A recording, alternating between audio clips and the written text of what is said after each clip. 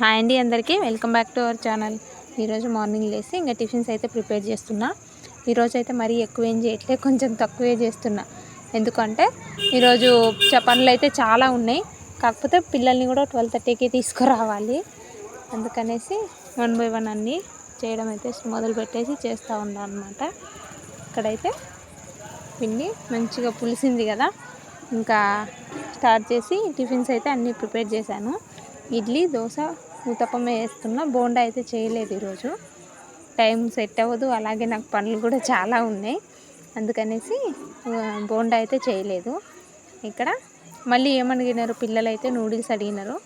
సరే అని చెప్పేసి రాత్రి తెచ్చి పెట్టుకున్నా. కాకపోతే కారం ఎక్కువ పడ్డది, అందుకనేసి అది పక్కకు పెట్టేసిన. కొంచెం కారం ఎక్కువ పడ్డ నూడిల్స్ అయితే పక్కకు పెట్టేసిన, మిగతావి అయితే పెట్టేసి చేస్తున్నాను అనమాట. ఈరోజు 1 by 1 చేస్తూ ఉంటే అసలు రాత్రి వరకు పనులు తరగట్లేదు. ఇక్కడైతే చట్నీకి అలాగే ఇంకా దోశ కూడా అయిపోవచ్చింది. ఈరోజు పిల్లల్ని రెడీ అవ్వమంటే ఇంకా చాలా లేట్ చేస్తున్నారు. ఈరోజు వెళ్ళడం కూడా 8:30కే వెళ్ళాలంట. 12:30 వరకు ఇద్దరికీ అయిపోతుంది ఒకేసారి స్కూలు. కాకపోతే చిన్న ఆయన ఇంటి దగ్గరలే కదా, అందుకనేసి పక్కన బాబు వాళ్ళతో పాటు రమ్మని చెప్పాను. పెద్ద ఆయన అయితే నేనే తీసుకురావాలి, ఇక తప్పదు, దూరం ఉంటుంది స్కూలు. కాకపోతే వెళ్ళి వెయిట్ చేస్తున్నా. ఇంకా అక్కడ టీచర్స్ ఇంకా ప్రోగ్రామ్ నడుస్తుంది, చిల్డ్రన్స్ డే అనేసి. నేనైతే వెయిట్ చేస్తున్నా. వెళ్ళినా కానీ తొందరగా తీసుకొచ్చేద్దాము. తీసుకొచ్చిన తర్వాత ఎందుకంటే సేమ్ టైమే కదా ఈ చిన్న ఆయనకు కూడా. ఆయన కొంచెం అంటే నేను టిఫిన్స్ పెట్టే దగ్గరికి మా బాబు స్కూల్కి కొంచెం దగ్గర ఉంటుంది.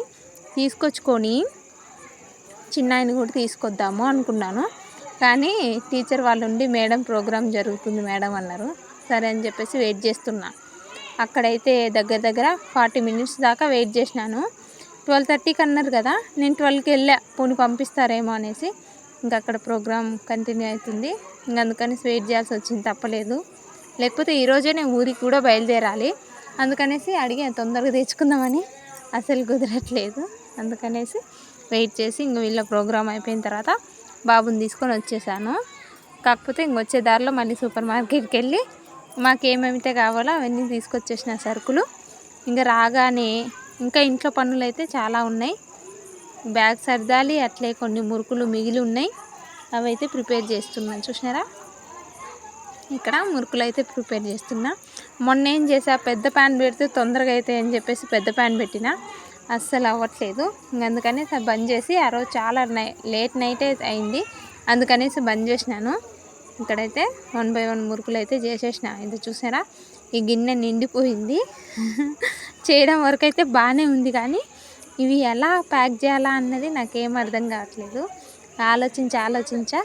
మొన్న రైస్ బ్యాగ్, అదే రైస్ అయితే ఆర్డర్ చేసినాము. ఎక్కడ జిప్టోనో ఏదో యాప్లో మా వారు రైస్ అయితే ఆర్డర్ చేసిండ్రు. కాకపోతే ఆ రైస్ బ్యాగు లోపల ఇంకొక కవర్ వచ్చింది.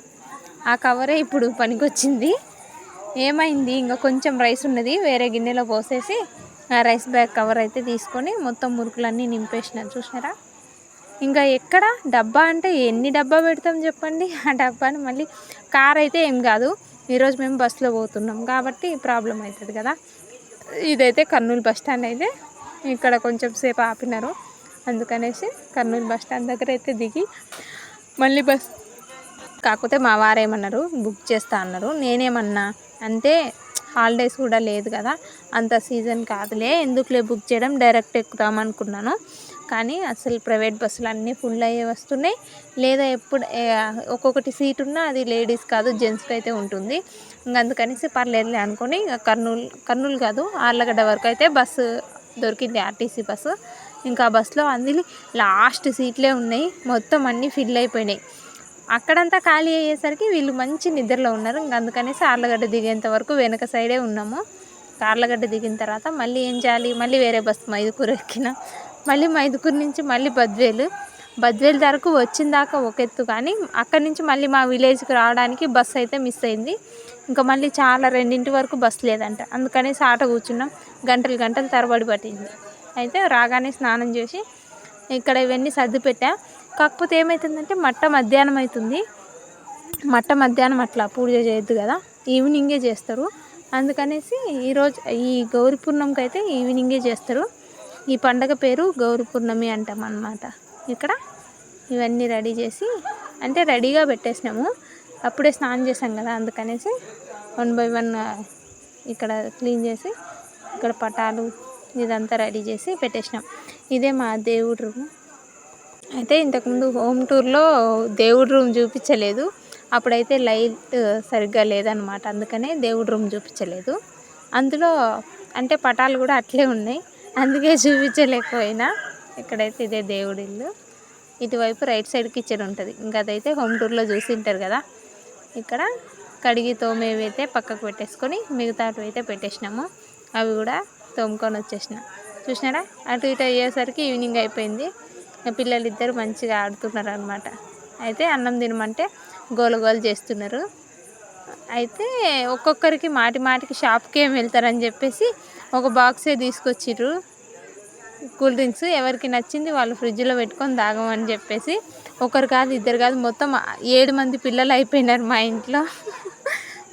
నాకు 2 బాబులు, మా అక్క వాళ్ళ కూతురికి 2 బాబులు, మా చెల్లెలకైతే 2 పాపలు 1 బాబు, మొత్తం 7 మంది అయిపోయినారు. ఇక్కడ ఏమేం చేసిందంటే పప్పు, ఇది మధ్యాహ్నం అన్నం, అట్లా ఇదైతే ఆలు ఫ్రై ఇంతకుముందే చేసిండ్రు. ఇక్కడ ఇంకేముంది, మళ్ళీ ఏంటంటే నైట్ జర్నీ చేసి వచ్చారు కదా పిల్లలు, తొందరగా పడుకుంటారు అనేసి తొందరగా అయితే ఫుడ్ పెట్టేసిన అనమాట. ఇక్కడైతే చీకటి పడుతుంది.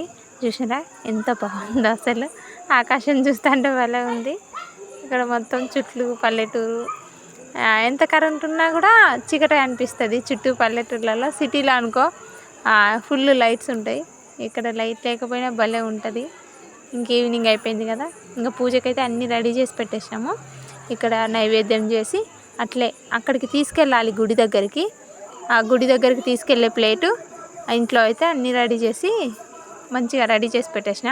ఇంకా దీపం ముట్టించేసి ప్రమిదల్లో వదిలేసి దీపం ముట్టించేసి మళ్ళీ గుడి దగ్గరకు కూడా ఇది తీసుకెళ్ళాలన్నమాట. మేము ఇది ప్లేట్ని ఏమంటారంటే కలశం అంటాము. అలా కలశంని తీసుకెళ్ళాలి గుడి దగ్గరికి. ఒకరే కాదు, అందరి ఇళ్ళ వాళ్ళు అందరు కలశాలు వస్తాయి. ఈవినింగ్ ఒక వీడియో పోస్ట్ చేస్తాను. నెక్స్ట్ ఎలా పూజ ఏమంటారు పండగ ఎలా జరిగేది వీడియో పెడతాను, తప్పకుండా చూడండి. ఇలా 2 ప్రమిదలు తీసుకొని కలశం చెంబు ఉంటుంది, అట్లే కుంకుమ బరిన ఇవి తీసుకొని గుడి దగ్గరికి వెళ్ళాలి. ఇంకైతే స్వీట్ చేస్తూ ఉన్నారు అక్క వాళ్ళు. మా అక్క వాళ్ళ కూతురు భక్ష్యాలు చేస్తాండ్రు. భక్ష్యాల పూర్ణం కజ్జికాయలు చేస్తున్నారు. ఇక్కడైతే ఇవన్నీ ఒత్తులేసి రెడీగా పెట్టేసిన అనమాట. ఎలా ఉంది మా అమ్మ వాళ్ళ పూజ గది?